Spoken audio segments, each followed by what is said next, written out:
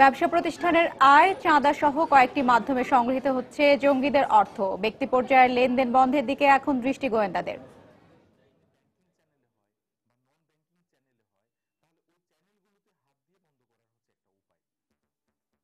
অর্থায়ন বন্ধ করা গেলে অনেকখানি নিয়ন্ত্রণে আসবে জঙ্গিবাদ, বলছেন বিশ্লেষকরা।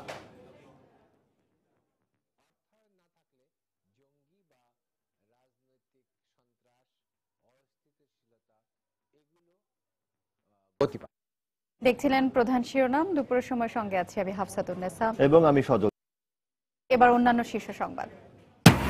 ৭১ মানবতা বিরোধী অপরাধে জামায়াত নেতা নিজামীর ফাঁসির রায়ের দীর্ঘ ৯ মাস পর শুরু হলো আপিলের শুনানি। ৩ নভেম্বর পর্যন্ত মুলতবি। দুর্নীতির ২ মামলায় হাজিরা দিতে কাল বকশীবাজারের আদালতে যাবেন বেগম খালেদা জিয়া, নিশ্চিত করলেন তার আইনজীবী। সব মোবাইল সিম কার্ড নিবন্ধনের সময় থাকবে ১৩ সেপ্টেম্বর থেকে ৩ মাস। আগে নিবন্ধন থাকলে করাতে হবে যাচাই, জানালেন টেলিযোগাযোগ প্রতিমন্ত্রী। অর্থমন্ত্রীর বক্তব্যের প্রতিবাদ এবং স্বতন্ত্র পে স্কেলের দাবিতে পাবলিক বিশ্ববিদ্যালয়গুলোতে শিক্ষকদের বিক্ষোভ কর্মসূচি।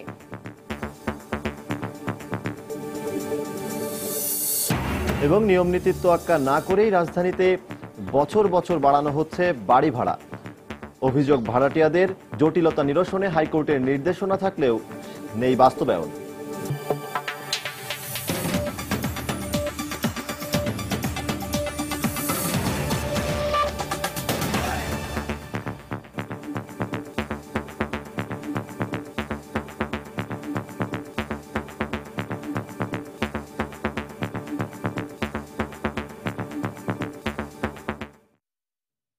নিজস্ব ব্যবসা প্রতিষ্ঠানের আয়, চাঁদা সহ কয়েকটি মাধ্যমে সংগৃহীত হচ্ছে বিভিন্ন উগ্রবাদী সংগঠনগুলোর অর্থ।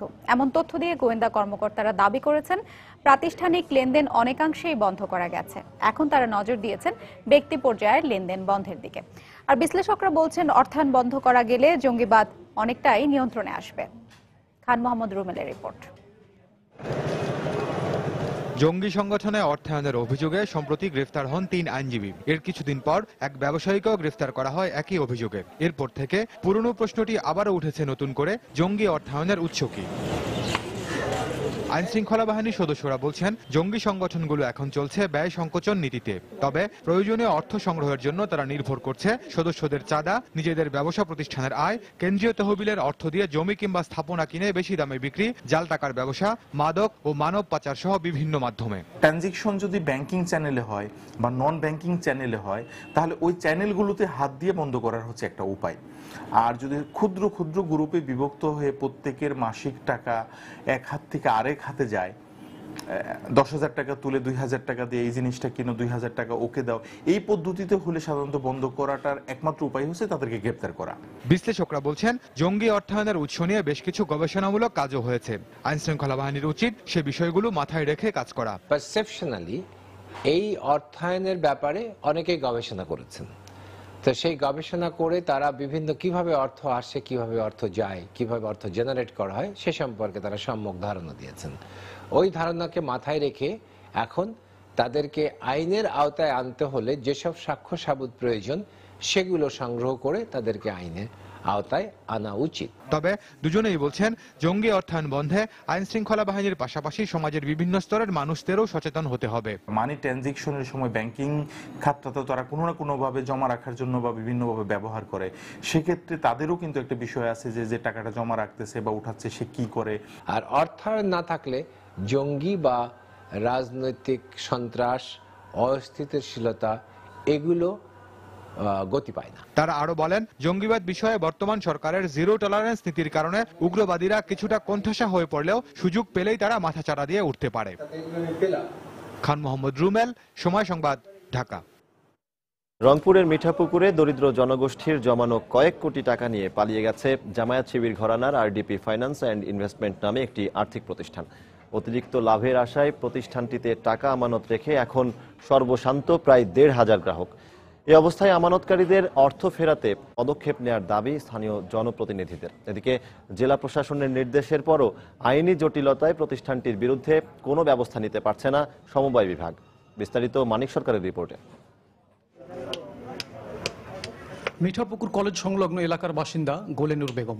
ইট ভাঙ্গার কাজ করে সন্তানদের সুন্দর ভবিষ্যতের জন্য প্রায় 3 বছর ধরে মাসিক কিস্তিতে আরডিপি নামে একটি প্রতিষ্ঠানে টাকা জমা রাখতেন, কিন্তু টাকা ফেরত না দিয়েই কর্মকর্তাদের লাপাত্তার খবরে চরমভাবে বিপর্যস্ত তিনি। 2,85,000 টাকার মতো রাখছি, আর দিন কিস্তি মনে হয় এরকম হবে, মনে হয় নানি করে 20-25,000 টাকা হবে, কিন্তু এরা হঠাৎ করে একদিন আইতে পালে গেল। ইসলামী শরিয়ার দোহাই দিয়ে 2012 সালের সেপ্টেম্বরে মিঠাপুকুর উপজেলা শহরে সঠিবাড়ি এলাকায় খুঁটিগাড়ে RDP finance and investment MCS limited. অতিরিক্ত মুনাফার প্রলোভনে গোলেনুর বেগমের মতো দরিদ্র মানুষগুলো টাকা জমান প্রতিষ্ঠানটিতে, কিন্তু চলতি বছরের মে মাসে কার্যালয়টিতে তালা ঝুলিয়ে সবার অজান্তে উধাও হয়ে যান প্রতিষ্ঠানটির কর্মকর্তারা। এই অবস্থায় আমানতকৃত অর্থ ফেরত নিয়ে শঙ্কিত দরিদ্র মানুষগুলো, আর আমানতকারীদের অর্থ ফেরাতে কার্যকর পদক্ষেপ নেওয়ার দাবি জানিয়েছেন স্থানীয় জনপ্রতিনিধিরা। গরিব মানুষ বস্তিতে থাকে, হয়তো টাকাটা জমাইলে ওইটা একটা ভবিষ্যতে অবলম্বন হবে। জুলুম করে আমাকে ঢুকেছে, এখন টাকাগুলো নিয়ে পালাইছে। এরা কারা, বাংলাদেশে এদেরকে খুঁজে বের করা হোক এবং মানুষের যারা আমানত করেছেন, গরিব সাধারণ মানুষের আমানতটা ফিরে দেওয়া হোক।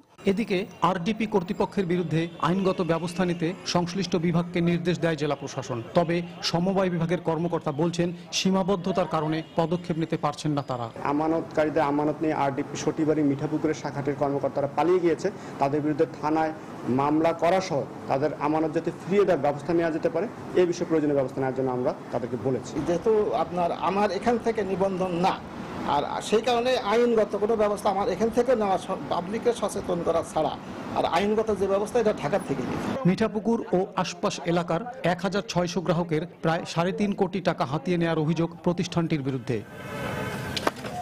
মানিক সরকার, সময় সংবাদ, রংপুর। ৭১ মানবতা বিরোধী অপরাধে ফাঁসির রায়ের আপিলের 9 মাস পর জামায়াতের আমির মাওলানা মতিউর রহমান নিজামের মামলার আপিল শুনানি শুরু হয়েছে। সকালে প্রধান বিচারপতি SK সিনহার নেতৃত্বে 4 সদস্যের বেঞ্চে এই শুনানি শুরু হয়। শুনানির সময় আসামি পক্ষ উপস্থিত না থাকায় রাষ্ট্রপক্ষে অ্যাটর্নি জেনারেল মাহবুবে আলম শুনানি শুরু করেন। গত বছরের 29 অক্টোবর বুদ্ধিজীবী হত্যা সহ আটক নির্যাতনের 8টি অভিযোগ প্রমাণ হলে 4টি অভিযোগে নিজামীকে মৃত্যুদণ্ড দেন আন্তর্জাতিক অপরাধ ট্রাইব্যুনাল 1। এর পরের মাসে 23 নভেম্বর খালাস চেয়ে সুপ্রিম কোর্টে আপিল করেন নিজামের আইনজীবীরা। আমরা আমাদের যে যুক্তিতর্কগুলো সেগুলো উপস্থাপন করার চেষ্টা করব। সাথে সাথে এখন মাত্র পেপার বুক করা শুরু হয়েছে, যেহেতু এটি একটি দীর্ঘ মামলা, অনেক কাগজপত্রের সঙ্গে জড়িত, দলিল দস্তাবেজ জড়িত, সেজন্য পেপার বুক করতেও দীর্ঘ সময় লাগার কথা। মামলা পেন্ডিং ছিল এবং যুদ্ধাপরাধী যে কজন আছে তার ভিতরে তো যাকে বলে পালের গোদা গোলাম আজম মারা গেছেন, দ্বিতীয় ব্যক্তি ছিলেন মতিউর রহমান নিজামী, এবং আজকে তার বিচারটা শুরু হলো। জিয়া অরফানেজ ট্রাস্ট ও জিয়া চ্যারিটেবল ট্রাস্ট দুর্নীতির 2 মামলায় হাজিরা দিতে আগামীকাল আদালতে যাবেন বিএনপি চেয়ারপারসন বেগম খালেদা জিয়া। সকালে সময় সংবাদকে এ খবর নিশ্চিত করেছেন তার আইনজীবী সানাউল্লাহ মিয়া। গত 3 সেপ্টেম্বর এই 2 মামলার শুনানির দিন ধার্য থাকলেও স্বাস্থ্যগত কারণে আদালতে যাননি বেগম জিয়া। পরে বেগম জিয়ার আইনজীবীদের উপস্থিতিতে ওই দিন সকাল থেকে দুপুর পর্যন্ত চলে জিয়া চ্যারিটেবল ট্রাস্ট দুর্নীতি মামলার সাক্ষ্য গ্রহণ ও জেরা। সেদিন মোট 3 ব্যাংক কর্মকর্তা আদালতে সাক্ষ্য দেন। এদের মধ্যে একজনকে জেরা করেন আসামি পক্ষের আইনজীবীরা। অন্যদিকে জিয়া অরফানেজ ট্রাস্ট মামলায় গ্রহণ করা সাক্ষ্য গ্রহণের বিষয়টি বিচারাধীন থাকার আবেদনের একটি আদেশ বাদীপক্ষ আদালতে উপস্থাপন করেন। এর পরিপ্রেক্ষিতে পরবর্তী তারিখে ওই মামলায় বাদীকে জেরার আদেশ দেন বিচারক। আগামীকাল আমাদের দ্রুত বিচার আইন, দ্রুত বিচার কোর্ট 3-এ বিচারাধীন আছে, সাক্ষী চলতেছে মামলার। বিশেষ আদালত 3 এই মামলায় বেগম জিয়া আগামীকাল আদালতে যাবেন। দেশের সব মোবাইল সিম কার্ড গ্রাহকদের নিবন্ধন করাতে হবে। 13 সেপ্টেম্বর থেকে 3 মাস এই সুযোগ থাকবে। যারা আগে নিবন্ধন করিয়েছেন তারা যাচাই করালেই চলবে। দুপুরে সচিবালয়ের সভাকক্ষে telecom reporters network of Bangladesh TRNB এর সাথে মতবিনিময়ের পর ডাক ও টেলিযোগাযোগ প্রতিমন্ত্রী তারনা হালিম কথা বলেন। তিনি আরো বলেন, সিম কার্ডের পূর্বের তথ্যের সাথে গরমিল থাকলে সিম কার্ডটি বন্ধ করে দেওয়া হবে। যারা সঠিক প্রক্রিয়ায় রেজিস্টার করেছেন তারা ভেরিফিকেশন করবেন, সেটা কিন্তু আমরা আবার রেজিস্ট্রেশন রেকর্ডের সঙ্গে আমরা চেক করব। চেক করে যদি আমরা দেখি যে হ্যাঁ ঠিক আছে, এটা সঠিকভাবেই করা হয়েছিল, তাহলে তাদের নতুন করে রেজিস্ট্রেশন করার প্রয়োজন পড়ছে না। কিন্তু আমরা যদি দেখি যে না, তাদের এর মধ্যে কোনো লুপহোল আছে, কোনো ফাঁক আছে, এক ব্যক্তির নামে করা হয়েছে, সিম পরে মারা গেছেন, আরেকজনের কাছে চলে গেছেন, এরকম ক্ষেত্রে তাদের আবার রেজিস্ট্রেশন করতে হচ্ছে। কাজে সে কারণেই আমরা ওভারঅল বলছি রেজিস্ট্রেশন করাটার উপর আমরা জোর দিচ্ছি। জাতীয় বেতন কাঠামো পুনর্বিবেচনার দাবিতে এবং বিশ্ববিদ্যালয় শিক্ষকদের নিয়ে অর্থমন্ত্রীর বিরূপ মন্তব্যের প্রতিবাদে দেশের বিভিন্ন বিশ্ববিদ্যালয়ে কর্মবিরতি ও প্রতিবাদ সমাবেশ করেছেন শিক্ষকরা। বেলা 11টা থেকে কর্মসূচি শুরু হয়। রাজশাহীতে ক্লাস পরীক্ষা বর্জন করে কর্মবিরতি পালন করছেন বিশ্ববিদ্যালয় শিক্ষকরা। বেলা 11টার দিকে ক্যাম্পাসে সিনেট ভবনের সামনে শিক্ষক সমিতির আয়োজনে মানববন্ধন করেন তারা। এ সময় শিক্ষকরা জাতীয় বেতন কাঠামো পুনর্বিবেচনা করার আবেদন জানান। এদিকে শিক্ষকদের জ্ঞানের অভাব আছে বলে অর্থমন্ত্রীর দেয়া বক্তব্যের নিন্দা জানিয়েছেন শিক্ষকরা।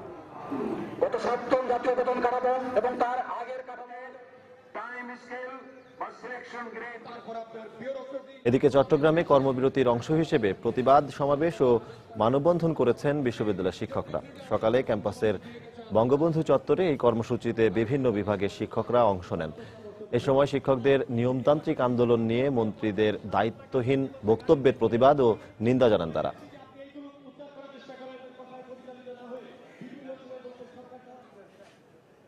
বৈষম্যমূলক বেতন কাঠামো অনুমোদনের প্রতিবাদে অবস্থান কর্মসূচি পালন করেছেন ময়মনসিংহে জাতীয় কবি কাজী নজরুল ইসলাম বিশ্ববিদ্যালয়ের শিক্ষকরাও। এ সময় তারা অর্থমন্ত্রীর বক্তব্যের প্রতিবাদে কালো ব্যাজ ধারণ ও প্রশাসনিক ভবনের সামনে কালো পতাকা উত্তোলন করেন।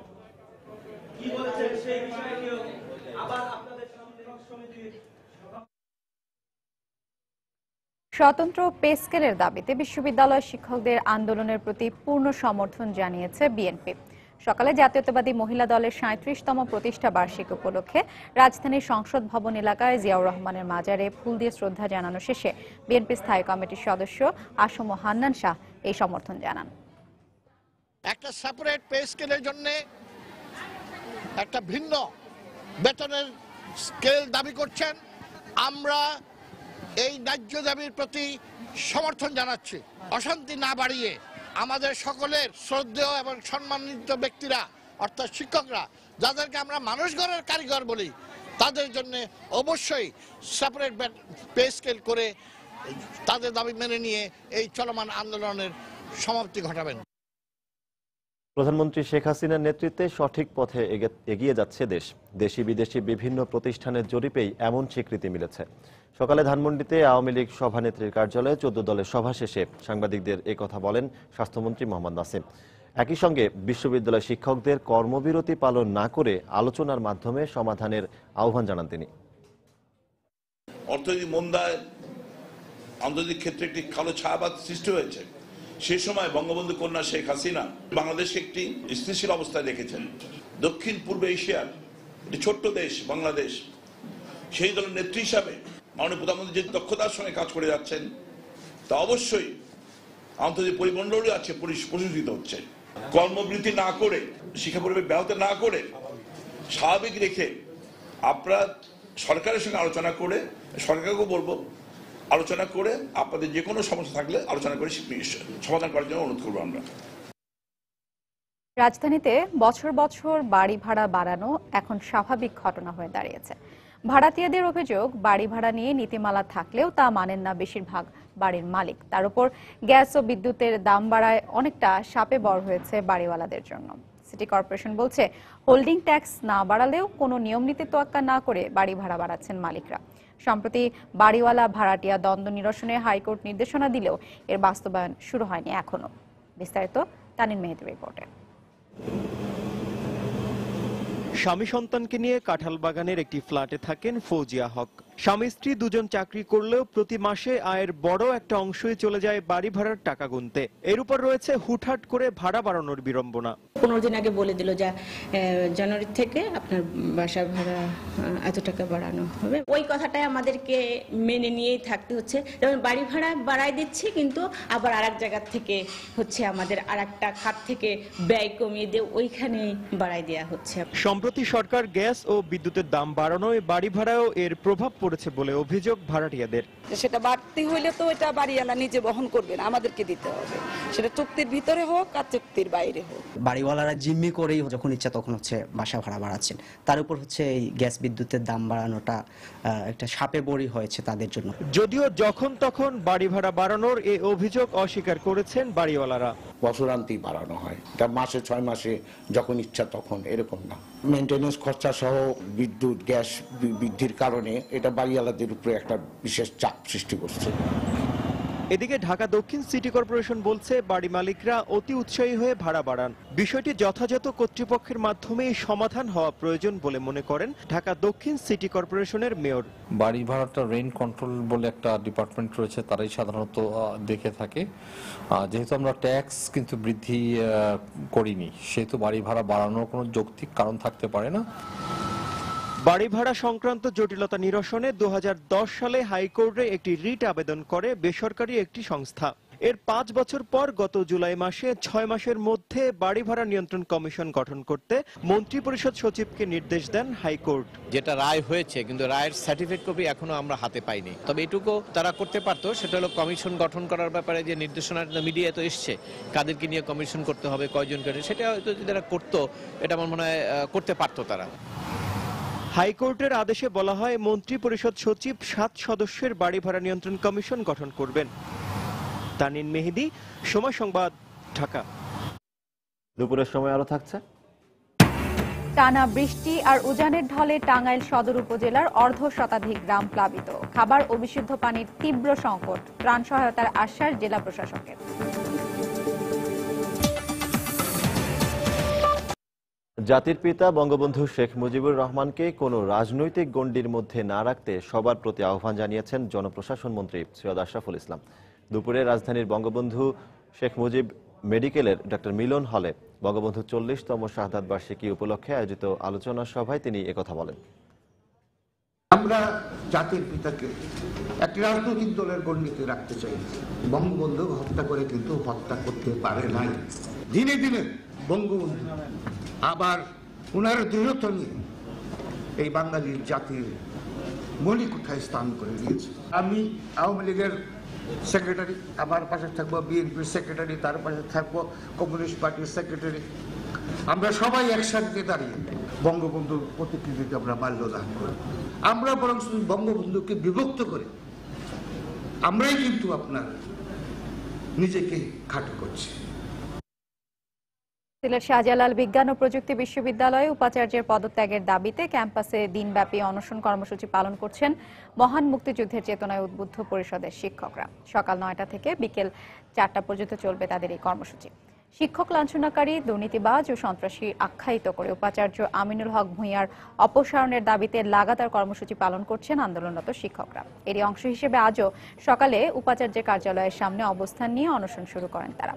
এ সময় শিক্ষকরা হুঁশিয়ার উচ্চারণ করে বলেন, উপাচার্য পদত্যাগ না করলে ক্যাম্পাসের পরিস্থিতি আরও খারাপের দিকে যেতে পারে, আর এমনটা হলে এর দায়ভার উপাচার্যকেই নিতে হবে। এই অবস্থায় বিশ্ববিদ্যালয়ের শিক্ষার সুষ্ঠু পরিবেশ ফিরিয়ে আনতে দ্রুত তাকে ক্যাম্পাস ছেড়ে যাওয়ার আহ্বান জানান আন্দোলনরত শিক্ষকরা। আগামীকাল আবারও পূর্ণ দিবস কর্মবিরতি পালন করার ঘোষণা দিয়েছেন তারা। একজন ভাইস চ্যান্সেলর যখন কোনো কাউকে ছাত্রদেরকে ব্যবহার করে একটা বিশ্ববিদ্যালয়ের শিক্ষকদেরকে শাস্তি করতে চায়, তখন তার আর কোনো নৈতিকতা থাকে না বিশ্ববিদ্যালয়ে ভিসি হিসেবে দায়িত্ব পালন করার। উনি ছাত্র শিক্ষকের মঙ্গলের জন্য একেবারে কেয়ার করেন না। হ্যাঁ, এই ধরনের অযোগ্য একজন মানুষকে যদি ভাইস চ্যান্সেলর পদে রাখা হয় তাহলে এখানে কাজ করা খুবই কঠিন হবে। আমরা চাই উনি পদত্যাগ করে চলে যাবেন, আর আগামীকাল আমাদের কর্মবিরতি আছে, পরীক্ষাটা আওতামুক্ত। এরপরে আমরা আগামীকাল আমরা প্রোগ্রাম দিব, পরবর্তী কর্মসূচি দিব। কর্তৃপক্ষের অবহেলার সুযোগে ঢাকার আদালত প্রাঙ্গণে গড়ে উঠেছে মাছ, মুরগি ও ফলমূল সহ বিভিন্ন পণ্যের দোকান। ফলে ভোগান্তিতে পড়তে হচ্ছে আইনজীবী এবং বিচার প্রার্থীদের। এজন্য ঢাকা আইনজীবী সমিতির উদাসীনতাকে দায়ী করা হলেও অভিযোগ অস্বীকার করে সমিতির কর্মকর্তারা বলছেন এর দায় আদালত কর্তৃপক্ষের। আর পুলিশ বলছে এভাবে অনুমোদনহীন দোকানপাট বসায় তা আদালতের নিরাপত্তার জন্য হুমকি হতে পারে। সাদিকুর রহমানের রিপোর্ট। সাধারণ দৃষ্টিতে বাজার মনে হলেও এটি আসলে ঢাকা কোর্ট প্রাঙ্গণের রাস্তা। এখানে অবৈধভাবে গড়ে উঠেছে দোকানপাট, আইনজীবীদের চলাচলের রাস্তা দখল করে চলছে বেচাকেনা। বসতে তো নিষেধ করে, তারপরে তো মনে করেন আমরা পেটে দেবই। কারো কাছ থেকে অনুমোদন নেই, ঠিক আছে, এখানে এমনি বসে এমনি দোকান টান করি, এই আর কি সমস্যা হয়। এই কারণে তো আমাদেরকে ধাওয়া দেয়, উঠে দেয়, আবার এসে বসি। এই ঢাকা কোর্টে 4টি প্রধান ভবনে রয়েছে শতাধিক আদালত। প্রতিদিন প্রায় 20,000 আইনজীবী আর বিচার প্রার্থী, হাজারো সাধারণ মানুষের আনাগোনায় ব্যস্ত ঢাকা কোর্ট এলাকার রাস্তার এমনই বেহাল দশা। ড্রেনের উপর অস্বাস্থ্যকর পরিবেশে গড়ে উঠেছে দোকানগুলো। আদালত প্রাঙ্গণের এমন পরিবেশে ক্ষুব্ধ আইনজীবীরা। রাস্তাঘাটে ফেন্সি ডিল পরে থাকে, এখানে দেখবেন যে মাছ বিক্রি করতেছে, মুরগি বিক্রি করতেছে, জবাই করতেছে। আইনজীবীরা যখন হেঁটে যায় তাদের গায়ে হয়তো ব্লাড লাগতেছে, বলার কিছু নেই। যে যেখানে পারছে যার মতো করেই বসে যাচ্ছে। এখানে আইনজীবীরা আমরা এটার কোনো ডিসিপ্লিন, এটার কোনো মেনটেন করা হচ্ছে না, এটা বার থেকে কোনো মেনটেন করা হচ্ছে না। তবে আইনজীবী সমিতির পক্ষ থেকে অস্বীকার করা হচ্ছে এসব অভিযোগ। এই রাস্তাগুলোর মালিকানা কার, কে এগুলো নিয়ন্ত্রণ করে, দর্শকরা বুঝতেছেন না। 4টি আদালত কথা আমি বললাম এবং জেলা প্রশাসক আছেন, ওনারা এই দায়িত্বটা নিতে পারে। এটাকে কিভাবে সুন্দর রাখা যায়, কিভাবে এগুলো পরিষ্কার রাখা যায়। ম্যাজিস্ট্রেট আছে, তারা ইচ্ছা করে উচ্ছেদ অভিযান করতে পারে, করে তারা এগুলো উঠিয়ে দিতে পারে, কিন্তু তারা তো সে ধরনের ব্যবস্থা নিচ্ছে না। প্রবেশ পথগুলো অরক্ষিত এবং সব দিকে সীমানা দেয়াল না থাকা আদালতের নিরাপত্তার জন্য হুমকি বলে মনে করছে পুলিশ। আমাদের নির্দেশনাও আছে যে আদালত প্রাঙ্গণের মধ্যে কোনো ভ্রাম্যমাণ কোনো লোকজন কোনো প্রকার কোনো ব্যবসা বাণিজ্য করতে পারবে না। এই দোকানপাটগুলোকে দূরীভূত করার পদক্ষেপ সবসময় বজায় রাখতে পারি না, তবে আমরা সর্বাত্মক চেষ্টা চালাচ্ছি যাতে ওইখানে কোনো প্রকার কোনো দোকানপাট অ্যাডজাসেন্ট এরিয়াতেও না থাকে। আইনজীবীরা বলছেন কর্তৃপক্ষের যথাযথ পদক্ষেপের মাধ্যমে আদালত প্রাঙ্গণ থেকে এসব অবৈধ দোকানপাট উচ্ছেদ করা সম্ভব। সাদিকুর রহমান, সময় সংবাদ, ঢাকা। টানা বৃষ্টি আর উজানের ঢলে টাঙ্গাইলে যমুনা নদীর পানি অস্বাভাবিকভাবে বৃদ্ধি পাওয়ায় সদর উপজেলার অর্ধশতাধিক গ্রাম প্লাবিত হয়েছে। পানিবন্দী হয়ে পড়েছে হাজার হাজার মানুষ। ডুবে গেছে রাস্তাঘাট, ফসলি জমি ও সবজি ক্ষেত। এছাড়া খাবার ও বিশুদ্ধ পানির সংকটে মানবেতর জীবনযাপন করছে বন্যা দুর্গতরা। তবে জেলা প্রশাসক জানিয়েছেন ইতোমধ্যে ত্রাণ বরাদ্দ করা হয়েছে। কাদির তালুকদারের তথ্য ও রাশেদ খানের ছবি নিয়ে ডেস্ক রিপোর্ট। প্রতিদিনই প্লাবিত হচ্ছে টাঙ্গাইলের যমুনা নদীর তীরবর্তী এলাকাগুলো। গত কদিনের টানা বর্ষণ আর উজানের ঢলে সদর উপজেলার কাতুলি, মামুদনগর, হুগরা ও কাকুয়া ইউনিয়নের অধিকাংশ এলাকা পানিতে তলিয়ে গেছে। এতে পানির নিচে রয়েছে রাস্তাঘাট, হাজার হাজার একর রোপা আমনের বীজতলা, ফসলি জমি ও সবজি ক্ষেত। আর ঘরবাড়িতে পানি ওঠায় গরু ছাগল সহ গবাদি পশু নিয়ে চরম বিপদে পড়েছেন এখানকার মানুষ। পাশাপাশি দেখা দিয়েছে পানিবাহিত নানা রোগও। পানিবন্দী মানুষের অভিযোগ, এখনো কোনো ধরনের সহায়তা পাননি তারা। চতুর্দিকে পানি, গাছঘরটাই নেতা হারাই ফেরতেছি না। তার মধ্যে ধরেন খাদ্যেরও অভাব, খাওয়া দাওয়া কষ্ট, রান্না বাড়ি কষ্ট, চৈকে রান্না কামাই রোজে নাই। 15 দিন ধরে পানি, গরু বাছর নিয়ে খুব কষ্ট আছি। মেম্বার সাহেব ফুসকে দেয় না, মেম্বারেও কিছু দেয় না, চেয়ারম্যানও কিছু দেয় না, আমরা খুব অসহায়। এদিকে বন্যা পরিস্থিতির অবনতি হওয়ায় দুর্গতদের পর্যাপ্ত ত্রাণ সহায়তা দিতে জেলা প্রশাসনের প্রতি অনুরোধ জানিয়েছেন স্থানীয় জনপ্রতিনিধিরা। পাবলিক তো কষ্টে আছে, বাড়িঘর ভাঙ্গা যা অবস্থান নিচে যে জায়গায় পানিতে বাসতিছে, মাচা করে রাখছে, কিন্তু তাদের দেখতে যাবো যে কি নিয়ে, কারণ আমি চা পাওয়ার কোন উপযুক্ত তা পাই না। ত্রাণ সহযোগিতা ব্যাপক আকারে না। এখন যে অবস্থা, ক্ষতিগ্রস্ত লোকজনের জন্য এই এলাকায় একটা আশ্রয়ন প্রকল্প দ্রুত দরকার। অবশ্য জেলা প্রশাসক জানালেন দ্রুত সময়ের মধ্যেই বন্যা দুর্গতদের মাঝে ত্রাণ সহায়তা দেয়া হবে। জরুরি সহায়তা হিসেবে টাঙ্গাইল সদরে 33 মেট্রিক টন চালের বরাদ্দ দেওয়া হয়েছে, যেটি তারা স্থানীয় প্রশাসন যথাযথ তালিকা করে বিতরণ চালিয়ে যাচ্ছে। আমাদের কাছে পর্যাপ্ত পরিমাণ অর্থ, চাল বা টিন যাই লাগুক সেটি রয়েছে, চাহিদা মোতাবেক আমরা সরবরাহ করতে পারব। টাঙ্গাইল সদর উপজেলার 4টি ইউনিয়নের প্রায় 55টি গ্রামের লক্ষাধিক মানুষ পানিবন্দী হয়ে পড়েছেন। সময় সংবাদ, টাঙ্গাইল। এদিকে নদ নদীর পানি কমতে শুরু করায় সিরাজগঞ্জ ও কুড়িগ্রামে বন্যা পরিস্থিতির কিছুটা উন্নতি হয়েছে, তবে দুর্ভোগ কমেনি সাধারণ মানুষের। সিরাজগঞ্জের নদী তীরবর্তী সদর উপজেলা সহ অন্তত 5টি উপজেলার 35টি ইউনিয়নের লক্ষাধিক মানুষ এখনও পানিবন্দী রয়েছেন। 6টি আশ্রয়কেন্দ্রের দুর্গত মানুষ বাড়ি ফিরতে পারেননি এখনও। এলাকাগুলোতে দেখা দিয়েছে শুকনো খাবার ও বিশুদ্ধ পানির তীব্র সংকট।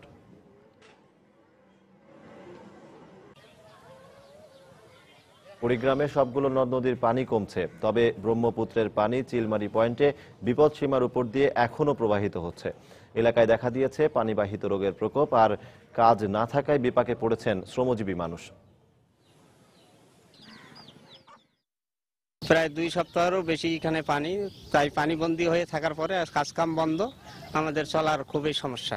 পানির মধ্যে ডুবি আছি, বাড়ির মধ্যে খুব পানি, হাতে পা ঘা হয়েছে, আন্দাবাড়ির কষ্ট চুলে নাই। পানি থাকতে থাকতে আমাদের হাতে পায়ে ঘা ধরে গেছে, আমরা তো এখনো পানিবন্দী। বর্তমান ঘর বাড়ি পানিতে অর্ধেকখানি করে হয়ে গেছে, আবার বাচ্চা কাচ্চা নিয়ে গরু ছাগল নিয়ে সরকারি মাঠের মধ্যে আছি, কাজ কাম নাই। শতভাগ দেশীয় কাঁচামালের উপর নির্ভর করে এখন দেশেই তৈরি হচ্ছে নিত্য নতুন চামড়ার তৈরি পণ্য। চামড়ার প্রক্রিয়াজাত এসব পণ্য স্থানীয় বাজারে বিক্রির পাশাপাশি রপ্তানিও করছেন উদ্যোক্তারা। তবে আন্তর্জাতিক বাজার চাহিদার কথা মাথায় রেখে রপ্তানির হার আরও বাড়াতে লেদার গার্মেন্টস শিল্প স্থাপনের পরামর্শ এ খাতের বিশেষজ্ঞদের। বিস্তারিত জানাচ্ছেন এজি মাহমুদ। এ কোনো কাপড় সেলাইয়ের দৃশ্য নয়, সুনিপুণ হাতের ছোঁয়ায় চামড়ার উপর চলছে সেলাই মেশিনের সূচ আর সুতোর কারুকার্য। জুতো আর জ্যাকেটের চিরন্তন ধারণাকে ছাপিয়ে এখন চামড়া ব্যবহার হচ্ছে নিত্য নতুন সব ফ্যাশনেবল পণ্যে। হ্যান্ডব্যাগ, সাইড ব্যাগ, মানিব্যাগ আর বেল্টের পাশাপাশি দেশীয় উদ্যোক্তাদের এসব কারখানায় এখন তৈরি হচ্ছে চামড়ার মোবাইল, ট্যাব, ল্যাপটপ কভার। ঘর সাজানোর উপকরণও বাদ যাচ্ছে না এই তালিকা থেকে। আমরা কিছু গিফট, কর্পোরেট গিফট বক্স করছি, লেদারের টিস্যু বক্স করছি, এবং এখন আমরা কিছু কাজ করছি যেমন বাসার বাসাকে সাজানোর জন্য লেদারের কিছু জিনিস ইউজ করা হচ্ছে, যেমন স্পেশাল কিছু ফ্রেম ইউজ করা হচ্ছে, ফটো ফ্রেম ইউজ করা হচ্ছে। আমরা সোফার কভারটা চাচ্ছি লেদারে করার জন্য, কুশন কভার লেদার দিয়ে করছি আমরা, ইভেন কিছু ফুলদানিও করা যায় আসলে লেদার দিয়ে। শুধু ঢঙে নয়, চলতি ফ্যাশনের কথা বিবেচনায় রেখে রঙেও রয়েছে নানা বৈচিত্র্য। এছাড়াও চামড়ার সাথে কাপড়, মেটাল, পাটের মিশেল পণ্যগুলোতে যোগ করেছে আলাদা মাত্রা। আর উদ্যোক্তারা বলছেন দেশীয় প্রক্রিয়াজাত চামড়ার দীর্ঘস্থায়ী বৈশিষ্ট্যের কারণে স্থানীয় বাজার ছাড়িয়ে এসব পণ্যের কদর বেড়েছে দেশের বাইরেও। আমরা এখন ছোট ছোট এক্সপোর্ট করতেছি কম্বোডিয়া, তারপরে জর্ডান, আর এরপরে আছে হচ্ছে মাদাগাস্কার, আফ্রিকার কিছু দেশগুলিতে আমাদের মার্কেট আছে এবং ওইখান থেকে আমরা ছোট ছোট কাজ করতেছি। এদিকে শিল্পের প্রসার বাড়াতে বিভিন্ন প্রতিষ্ঠানের ক্রয়াদেশ নির্ভরতা কমিয়ে উদ্যোক্তাদের নিজস্ব ব্র্যান্ড তৈরির পরামর্শ দিয়েছেন এ খাতের বিশেষজ্ঞরা। পাশাপাশি প্রক্রিয়াজাত চামড়ার পণ্যের আন্তর্জাতিক রপ্তানি বাজার ধরতে দেশে লেদার গার্মেন্টস শিল্প গড়ে তোলা জরুরি বলেও মনে করছেন তারা। Leather garments, jacket, blouse, skirt, pant, shirt, সেগুলো দেখতে ওরকমই হবে যেরকম আমরা কাপড়ের দেখি, ওরকমই কিন্তু চামড়ার। সেটা খুব ভালো বাজার আছে, ভালোভাবে তৈরি করতে পারলে এখান থেকে বড় মার্কেটও পাওয়া যাবে এবং ভবিষ্যতে আর অনেক ফ্যাক্টরি হতে পারে। চামড়াজাত পণ্যের রপ্তানি বাড়াতে স্বল্প সুদের শিল্প ঋণ প্রয়োজন বলেও জানিয়েছেন এ খাতের উদ্যোক্তারা। এজি মাহমুদ, সময় সংবাদ, ঢাকা। অবশেষে চলতি মাসে চাঁদপুরের পদ্মা ও মেঘনা নদীতে জেলেদের জালে আটকা পড়ছে নানা আকারের রূপালী ইলিশ। এতে স্বস্তি ফিরে এসেছে জেলেদের মধ্যে। তবে মা ইলিশ রক্ষায় 26 সেপ্টেম্বর থেকে 9 অক্টোবর পর্যন্ত আবারও ইলিশ ধরা নিষিদ্ধ থাকবে। এ সময় জেলেদের আর্থিক সহায়তার দাবি জানিয়েছেন স্থানীয় জনপ্রতিনিধিরা। এদিকে ইলিশ বিশেষজ্ঞরা বলছেন, আশ্বিনের ভরা পূর্ণিমায় জেলেদেরকে মাছ ধরা থেকে বিরত রাখা সম্ভব হলে রক্ষা পাবে প্রায় 1,500 কোটি মা ইলিশ। ফারুক আহমেদের তথ্য ও কৃষ্ণকান্তদের ছবি নিয়ে ডেস্ক রিপোর্ট। চাঁদপুরের মেঘনা নদীর বুকে ভেসে বেড়াচ্ছে জেলেদের সারি সারি নৌকা। ইলিশের এ ভরা মৌসুমে জালে ধরা পড়ছে নানা আকারের রূপালী ইলিশ। জেলার মতলব উত্তরের 60 থেকে দক্ষিণে হাইমচরের চর ভৈরবী পর্যন্ত দীর্ঘ 60 কিলোমিটার নদীতে মাছ ধরছেন জেলেরা। তবে আগের মতো মিলছে না ইলিশের ঝাঁক। দীর্ঘদিন পর অল্প সংখ্যক হলেও জালে মাছ ধরা পড়ায় স্বস্তিতে রয়েছেন জেলেরা। আমরা মাছ এখন যা পাই আমরা খুশি আছি। মাছটা আজ 7-8 দিন ধরে পাইতে আছি। এদিকে মা ইলিশ রক্ষায় 26 সেপ্টেম্বর থেকে 9 অক্টোবর পর্যন্ত নদীতে জাল ফেলা নিষিদ্ধ থাকবে।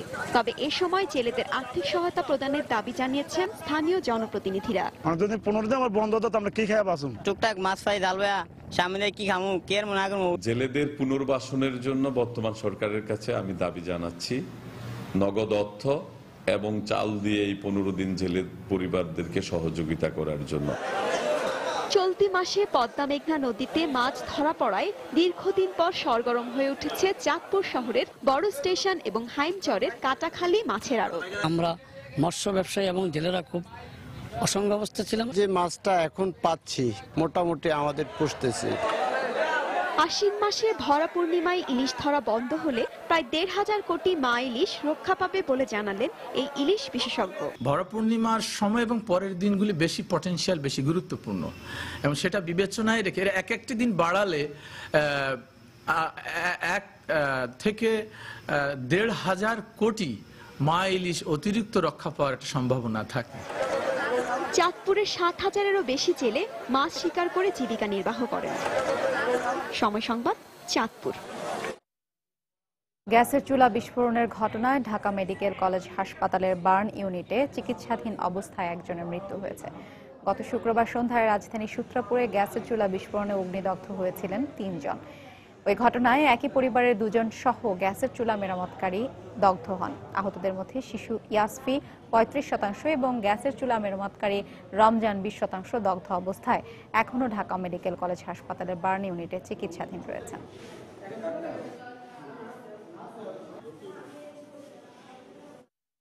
অসংখ্য ছোট বড় গর্তে ভরে গেছে বেনাপোল ও ভোমরা বন্দরকে সংযুক্তকারী যশোর নাভারন সাতক্ষীরা মহাসড়ক। চলাচলের অনুপযোগী হওয়ায় গাড়ির ক্ষতির পাশাপাশি বেড়েছে যাত্রী ভোগান্তি। এই অবস্থায় দ্রুত রাস্তা সংস্কারের দাবি জানালেও সড়ক বিভাগ বলছে বরাদ্দ পেলেই কাজ শুরু হবে। যশোর প্রতিনিধি জুয়েল মৃধার তথ্য ও শেখ জালাল উদ্দিনের ছবি নিয়ে ডেস্ক রিপোর্ট। দেশের অন্যতম স্থলবন্দর যশোরের বেনাপোল ও সাতক্ষীরার ভোমরায় যেতে যানবাহন চালকরা ব্যবহার করেন যশোর থেকে নাভারন হয়ে সাতক্ষীরা সড়কটি। দীর্ঘ কয়েক বছর ধরে সংস্কারের অভাবে চলাচলের অনুপযোগী হয়ে পড়েছে সড়কের নাভারন থেকে সাতক্ষীরা অংশ। আর গত ৬ মাস ধরে চলাচলের অনুপযোগী হয়ে পড়েছে যশোর থেকে নাভারন পর্যন্ত সড়ক। এ দুটি সড়কের নাজুক অবস্থার কারণে প্রায়ই দুর্ঘটনা ঘটছে। ফলে প্রতিদিন জীবনের ঝুঁকি নিয়ে চলাচল করতে হচ্ছে যাত্রী ও চালকদের। টায়ার বাস্ট হয়ে যাচ্ছে, ওখানে পাতি ভেঙে পড়ে থাকছে, দুর্ঘটনার সম্মুখীন হচ্ছে। এখন যদি একটা রুগী তোলা হয় তা এখন 2 ঘন্টার নিচে আমরা যেতে পারি না, অর্থাৎ রুগী যেতে যেতে মানে অনেক রুগী মারা যায়। আর রাস্তা খারাপ হওয়ায় যানবাহনের ক্ষতির পাশাপাশি বেড়েছে জনদুর্ভোগ। রাস্তার কারণে আমরা গাড়িও চালাতে পারছি না, গাড়ি ডিভারেজ হচ্ছে, টায়ার ডিভারেজ হচ্ছে। আর ভাই এই এখন এই হপসে সব এই নিয়ে আসলাম, 200 টাকা বাস পেয়ে 2000 টাকা খরচ এখন। যাতায়াতের পথে খুব সমস্যা হয়, অফিসিয়াল সময় মেনটেনেন্স করতে পারি না। রাস্তা বিশাল খারাপ, প্রতিনিয়ত গাড়িতে মানে অ্যাক্সিডেন্ট হচ্ছে, মানুষ মরছে। এই অবস্থায় সড়ক বিভাগ বলছে রাস্তা দুটি সংস্কারে বরাদ্দ চাওয়া হয়েছে, টাকা পেলেই দ্রুত কাজ শুরু করা হবে। যশোর সাতক্ষীরা রাস্তার জন্য আমরা প্রায় 17 কোটি টাকার একটি প্রস্তাব মন্ত্রণালয়ে প্রেরণ করা হয়েছে এবং ঝিউর রাস্তা থেকে নাভারন অংশ যে ক্ষতিগ্রস্ত বেশি অংশ সেটার জন্য আমাদের প্রায় 3 কোটি টাকা একটু বরাদ্দ চেয়ে আমরা পত্র প্রেরণ করা হয়েছে আমাদের ঊর্ধ্বতন কর্তৃপক্ষ বরাবর। ওই বরাদ্দটা পাওয়া মাত্রই আমরা ইনশাআল্লাহ ঈদের পরে পূর্ণোদ্যমে কাজ করে সংস্কার করে ফেলব। জেলা সড়ক বিভাগের আওতায় যশোর থেকে নাভারন পর্যন্ত 26 কিলোমিটার ও নাভারন থেকে বাগ আঁচড়া পর্যন্ত 15 কিলোমিটার সড়কের সংস্কার প্রয়োজন। সময় সংবাদ, যশোর।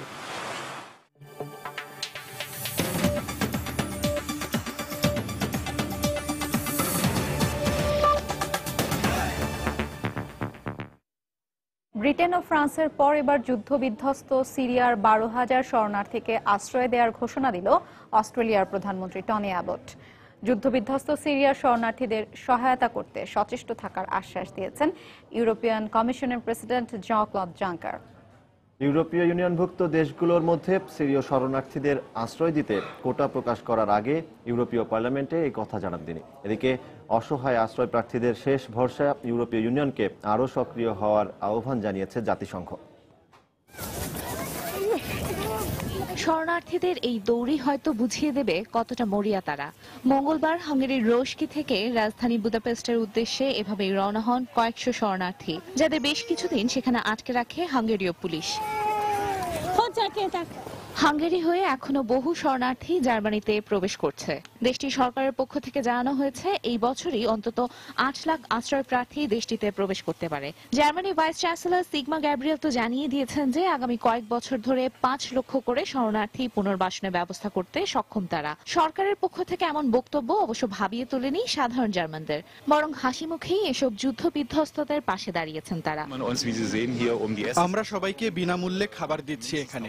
প্রতিদিন অন্তত 1000 মানুষকে এখানে খাওয়ানো হয়। মধ্যপ্রাচ্যে শরণার্থীদের এভাবে ইউরোপের দেশগুলোর দিকে ধাবিত হতে দেখে জাতিসংঘ ইউরোপীয় ইউনিয়নকে অন্তত 2 লাখ শরণার্থীকে এবছর আশ্রয় দেওয়ার জন্য আহ্বান জানিয়েছে।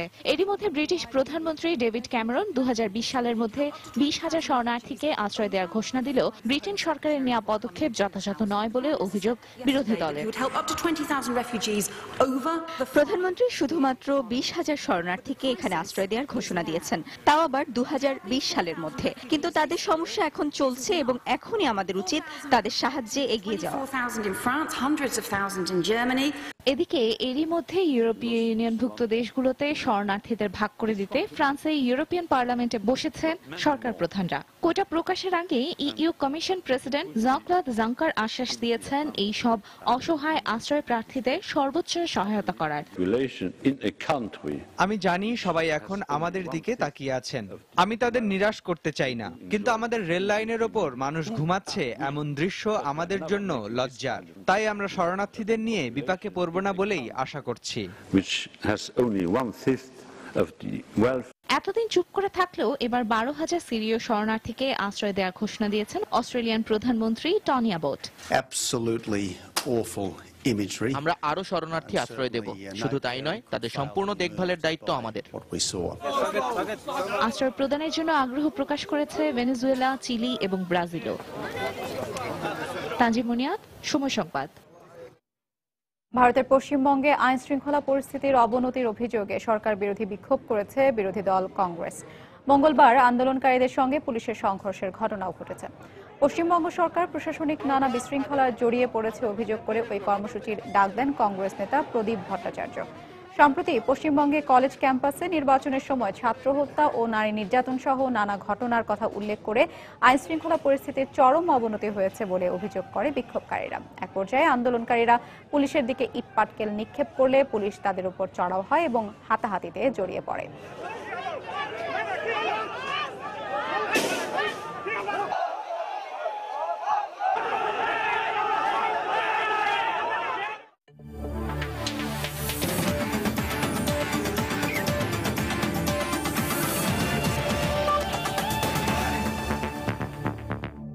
আন্তর্জাতিক প্রীতি ম্যাচের খবর। অঘটনের দিনে হোঁচট খেয়েছে লাতিন আমেরিকার 2 ফুটবল পরাশক্তি আর্জেন্টিনা ও উরুগুয়ে। মেক্সিকোর বিপক্ষে 2-2 গোলে ড্র করেছে লিওনেল মেসির দল। আর কোস্টারিকার বিপক্ষে 1-0 গোলে হারের তিক্ত স্বাদ পেয়েছে উরুগুয়ে। অন্যদিকে চিরপ্রতিদ্বন্দ্বী আর্জেন্টিনার হতাশার দিনে দারুণ এক জয় পেয়েছে ব্রাজিল। নেইমারের জোড়া গোলে যুক্তরাষ্ট্রকে 4-1 গোলে উড়িয়ে দিয়েছে 5 বারের বিশ্ব চ্যাম্পিয়নরা। বলিভিয়াকে 7-0 গোলে বিধ্বস্ত করার রেকর্ডটা তাজা, তাই আলবিসেলেস্তে দর্শকরা মেক্সিকোর বিপক্ষেও তেমনই এক গোল প্রদর্শনীর ম্যাচ উপভোগের আশা করতেই পারেন। কিন্তু এ তো ফুটবল, কারো জন্য যা অঘটন হয়তো কারো জন্য তাই চমক। নাটকীয়তার প্রমাণ দিতেই যেন আর্লিংটনে আতিথ্য নিয়ে শুরুতেই পিছিয়ে গেল আর্জেন্টিনা। ম্যাচের 19 মিনিটে পেনাল্টি থেকে গোল করে মেক্সিকোকে লিড এনে দিলেন দলের মাদ্রিদিস্তান তারকা হাভিয়ের হার্নান্দেজ। আর্জেন্টাইন সমর্থকদের কপালের ভাঁজ আরো বড় হলো যখন ম্যাচের 70 মিনিটে মেক্সিকোর হয়ে গোল করে লিড দ্বিগুণ করলেন হেরেরা। ম্যাচের বাকি মাত্র 5-6 মিনিট, 2-0-তে এগিয়ে থাকা এল ট্রাইদের জয়ের পক্ষে হয়তো অনেকেই তখন বাজি ধরে ফেলেছেন। আর তখনই মঞ্চে আর্জেন্টিনা সিটিজেন তারকা সার্জিও অ্যাগুয়েরো দারুণ এক গোল করে ব্যবধান কমালেন। বারবার গোল মুখে ব্যর্থ হওয়ার গেরোটাও খুললেন। স্বাগতিকরা যখন বিশ্বের অন্যতম সেরা আক্রমণ ভাগকে আটকাতে মরিয়া, তখন ম্যাচের 89 মিনিটে ত্রাতা হয়ে এলেন লিওনেল মেসি, গোল করলেন, সাথে দলের নিশ্চিত হারটাও এড়ালেন। তবে ড্র নিয়ে সন্তুষ্ট থাকতে হলো সাবেক বিশ্ব চ্যাম্পিয়নদের। অন্যদিকে অপর ম্যাচে চেনা রূপে ফিরল লাতিন আমেরিকার ফুটবল পরাশক্তি ব্রাজিল। যুক্তরাষ্ট্রের জিলেট স্টেডিয়ামে আতিথ্য নিয়ে ম্যাচের শুরু থেকে আধিপত্য বিস্তার করতে থাকে হলুদ জার্সিধারীরা। ফলে মাত্র 9 মিনিটেই হালকের গোলে 1-0-তে এগিয়ে যায় দুঙ্গার শিষ্যরা। দ্বিতীয়ার্ধে গোলক্ষুধা যেন আরো বেড়ে যায় সফররতদের। স্বরূপে ফেরেন দলের কাতালান তারকা স্ট্রাইকার নেইমার। আগের ম্যাচে পুরো 90 মিনিট খেলতে না পারার আক্ষেপের কথা জানিয়েছিলেন। এদিন তাই ম্যাচের 51 মিনিটে পেনাল্টি থেকে গোল করে বুনো উল্লাসে মাতেন তিনি। ম্যাচের 64 মিনিটে রাফিনহার গোলে 3-0-তে এগিয়ে থাকা সেলেসাউদের লিডটা এর 3 মিনিট পরেই 4-0-তে নিয়ে যান নেইমার। তবে ম্যাচের অতিরিক্ত সময়ে স্টেডিয়ামে উপস্থিত 29,000 স্বাগতিক দর্শকদের জন্য সান্ত্বনার এক গোল করেন উইলিয়ামস। ফলে দারুণ এক জয়ের পাশাপাশি টানা 10 ম্যাচে যুক্তরাষ্ট্রের বিপক্ষে জয়ের রেকর্ড নিয়ে মাঠ ছাড়ে 5 বারের বিশ্ব চ্যাম্পিয়নরা। মাকসুম আলম খান, সময় সংবাদ। ইউরো বাছাই পর্বের খবর। ওয়েন রুনির রেকর্ড গড়ার দিনে সহজ জয় পেয়েছে ইংল্যান্ড। থ্রি লায়ন্সরা 2-0 গোলে হারিয়েছে সুইজারল্যান্ডকে এবং মেসিডোনিয়াকে 1-0 গোলে হারিয়ে সি গ্রুপ থেকে মূল পর্ব নিশ্চিত করেছে সাবেক বিশ্ব চ্যাম্পিয়ন স্পেন। হোঁচট খেয়েছে ইব্রাহিমোভিচের সুইডেন। অস্ট্রিয়া 4-1 গোলে হারিয়েছে সুইডেনকে। ফলে জি গ্রুপে 8 ম্যাচ শেষে 12 পয়েন্ট নিয়ে তৃতীয় স্থানে থাকা সুইডেনের মূল পর্বে ওঠার স্বপ্নটা অনেকটাই ফিকে হয়ে গেল। আগে স্পর্শ করেছিলেন কিংবদন্তি স্যার ববি চার্লটনকে। এর 3 দিন পরই ছাড়িয়ে গেলেন 1966 সালের বিশ্বকাপ জয়ী স্ট্রাইকারকে। ইংল্যান্ডের জার্সি গায়ে করলেন 50টি গোল, নিজেকে নিয়ে গেলেন নতুন উচ্চতায়। বলছিলাম ইংল্যান্ডের 29 বছর বয়সী অধিনায়ক ওয়েন রুনির কথা। ফ্রান্সের টিকিট আগেই কাটা হয়ে গিয়েছিল ইংল্যান্ডের, ফলে ওয়েমব্লি স্টেডিয়ামে সুইজারল্যান্ডের বিপক্ষে জয়ের ধারাবাহিকতার সাথে আলোচনায় ছিল রুনির রেকর্ড গড়ার সম্ভাবনা। তবে ম্যাচের শুরু থেকে আগ্রাসী হস্তনের শিষ্যরা ব্যর্থ হয় সফরকারীদের রক্ষণ দুর্গে ফাটল ধরাতে। ফলে গোলশূন্য থেকেই বিরতিতে যায় দুদল। ৬৭ মিনিটে বদলি মিডফিল্ডার কেইনের গোলে লিড পায় থ্রি লায়ন্সরা।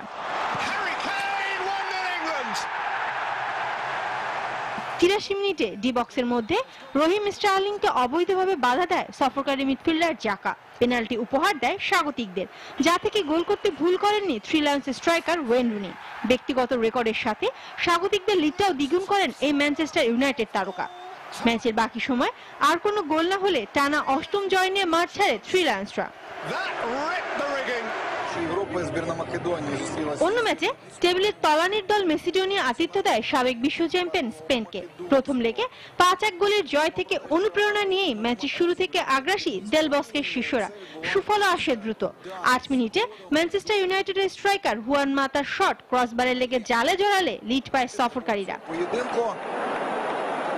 ৪২ মিনিটে ব্যবধানটা দ্বিগুণ করার সুযোগ হারায় লা রোজারা। এবার ক্রসবারে লেগে ফিরে আসে দানিয়েল কারবাহেলের শট। দ্বিতীয়ার্ধে স্বাগতিকদের জমাট রক্ষণ দুর্গের সামনে ব্যর্থ হতে থাকে লা রোজাদের সব আক্রমণ।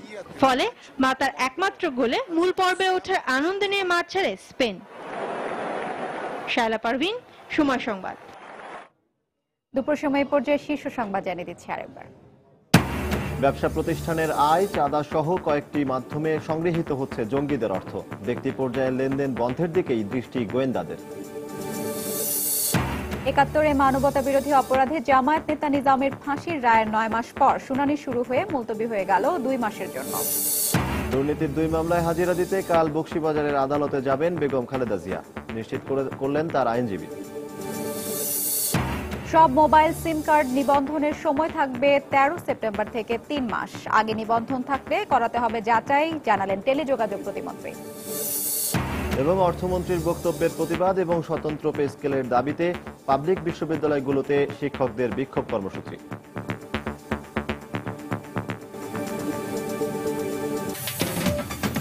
এই ছিল দুপুরের সময়। যে কোনো খবর পেতে ভিজিট করুন সময়নিউজ.tv। সঙ্গে থাকুন সময়।